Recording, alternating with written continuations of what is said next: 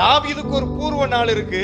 ஆடு மேய்க்கும் பொழுது கர்த்தரே தேவன் என்று ஆராதித்துக் கொண்டிருந்தார். அதுதான் தாவீதினுடைய பூர்வம். இப்ப நீங்கள் நானும் ஆரம்பத்தில் நல்ல கர்த்தரை பற்றி கொண்டிருப்போம், நன்றாய் ஜெபித்திருப்போம், நல்ல ஆராதித்திருப்போம், நல்ல வேத வாசித்திருப்போம், முடிந்த அளவுக்கு ஊழியம் செய்திருப்போம். இப்ப இடைப்பட்ட காலத்துல திறப்பு வந்ததுனால, சில பகுதிகள் சில சூழ்நிலைகள் பாழாய் போனதுனால, சீர்கெட்டு போனதுனால அவைகள் மங்கி போய்விட்டது. ஆண்டவர் சொல்றாரு, மகனே நீ மங்கி போக வேண்டியவன் இல்ல, நீ சீர்கெட்டவனாய் போக வேண்டியவன் அல்ல, உன் பெயர் கெட்டு போன நிலையில் இருக்கக்கூடியது அல்ல.